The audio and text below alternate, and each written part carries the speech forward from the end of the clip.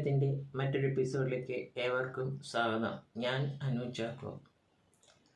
എല്ലാവർക്കും ഒരു നല്ല ഹാപ്പി ഓണം ഞാൻ വിഷ് ചെയ്യുന്നു. എല്ലാവരും ഊണൊക്കെ കഴിഞ്ഞ് സന്തോഷമായിട്ട് ഇരിക്കുകയായിരിക്കും. അപ്പോൾ നമുക്കൊരു ചെറിയ കഥ കേട്ടാലോ? അതായത് നമ്മുടെ സെൻ ഗുരു ഇല്ലേ, സെൻ ഗുരുവിൻ്റെ അടുത്തൊരു ശിഷ്യം വന്നിട്ട് ചോദിക്കും, ഗുരു, ജ്ഞാനോദയം ഉണ്ടാവണതിന് മുമ്പ് ഗുരു എന്താ ചെയ്തിരുന്നേ? ഞാൻ വിറക് വെട്ടും, വെള്ളം കോരും. ജ്ഞാനോദയം കിട്ടിയതിന് ശേഷം എന്താ ചെയ്യുന്നത്? ഞാൻ വിറക് വെട്ടും, വെള്ളം കോരും.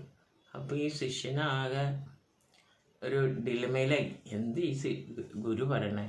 അപ്പോൾ പിന്നെയും ചോദിക്കുമ്പോൾ ഇത് തന്നെ ഉത്തരം പറയും ഗുരു. അപ്പോൾ ശിഷ്യൻ ചോദിക്കും, എന്തിനാ ഗുരു എന്നെ കളിയാക്കണേ? ഞാൻ ചോദിച്ചത് പറയുമ്പോൾ ഗുരു അത് തന്നെയാണല്ലോ മറുപടി പറയണേ.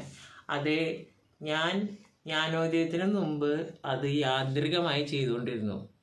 പക്ഷേ ജ്ഞാനോദയം കിട്ടിയതിന് ശേഷം ഞാൻ വെള്ളം കോരുന്നു, വിറക് വെട്ടുന്നതും അതിൽ ലയിച്ചാണ് ചെയ്യുന്നത്, മൈൻഡ്ഫുൾനെസ്സോട് കൂടി.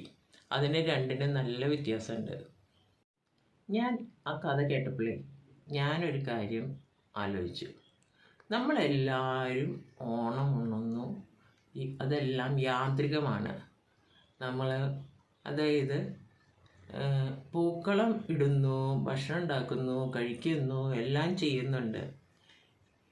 ഇതിൽ നമ്മുടെ വീട്ടിലെ അടുക്കളയിലുള്ള അമ്മമാർ കിടന്ന് അധ്വാനിക്കുമ്പോൾ കുറേ പേര് ഇരുന്ന് സൊറ പറഞ്ഞ് ചിരിച്ചുകൊണ്ടിരിക്കും, കുറേ പേര് ടി വി കണ്ടുകൊണ്ടിരിക്കും, അങ്ങനെ കുറേ പേര് വേറെ ആക്ടിവിറ്റീസിലായിരിക്കും. പക്ഷേ ഈ അമ്മമാർ കാലത്ത് തൊട്ട് എഴുന്നേറ്റ് ഈ കാര്യങ്ങളൊക്കെ ചെയ്ത് കഴിഞ്ഞാൽ എല്ലാവരും ഓണം നന്നായി സെലിബ്രേറ്റ് ചെയ്യും. ഇതാണ് ഓണം കൊണ്ട് നമ്മൾ മനസ്സിലാക്കേണ്ട. ഓണം ഇങ്ങനെയാണ് മനസ്സിലാക്കേണ്ടത്.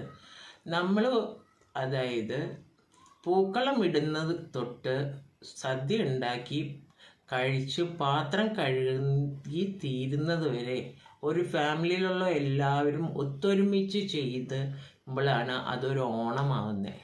അല്ലെങ്കിൽ അമ്മമാർ പണിയെടുക്കുന്നു, മറ്റുള്ളവരൊക്കെ സുഖത്തിലിരിക്കുന്നു. ഇതല്ല മാവേലിയുടെ ഓണത്തിൻ്റെത്. മാവേലി പറഞ്ഞ എന്താണ്? മനുഷ്യരെല്ലാവരും ഒന്നുപോലെ. അവിടെ അമ്മയും മക്കളും അപ്പനും എല്ലാവരും ഒരുപോലെ അല്ല അല്ലേ?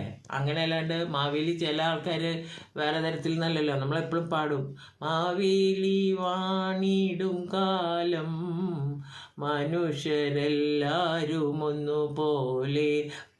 പാടാൻ നമുക്ക് നന്നായിട്ടറിയാം, പക്ഷെ പ്രവൃത്തിയിലില്ല. അപ്പോൾ നമുക്ക് നല്ലൊരു ഓണം ആഘോഷിക്കണമെങ്കിൽ നമ്മൾ ഒത്തൊരുമയോടെ എന്ന് ഓണം ആഘോഷിക്കുന്നു. അതാണ് ഞാൻ പറയുന്ന ഒരു തിരുവോണം. ഈ എപ്പിസോഡ് ഇഷ്ടമാവണമെന്ന് എല്ലാവർക്കും ഈ എപ്പിസോഡിന് തന്നെ യോജിപ്പുണ്ടാവണമെന്നില്ല. പക്ഷേ അത് അവരുടെ എന്താണ് പറയുക, അതിനോടുള്ള കാഴ്ചപ്പാട്. അതുകൊണ്ട് ഞാൻ പറയാച്ചാൽ ഇനി അടുത്ത കൊല്ലത്തെ ഓണമെങ്കിലും അമ്മമാരെ അടുക്കളയിൽ പണിയെടുക്കാൻ വിടാതെ എല്ലാവരും കൂടി ഒന്ന് ഒത്തൊരുമിച്ച് ചെയ്യുമ്പോൾ ഉണ്ടാകുന്ന സന്തോഷം നമുക്കൊക്കെ അനുഭവിക്കാം. ഈ എപ്പിസോഡ് ഇഷ്ടമായെങ്കിൽ ലൈക്ക് ചെയ്യുക, ഷെയർ ചെയ്യുക, സബ്സ്ക്രൈബ് ചെയ്യുക. മറ്റൊരു എപ്പിസോഡുമായി കാണുന്നവരെ നന്ദി, നമസ്കാരം. അനു ചാക്കോ.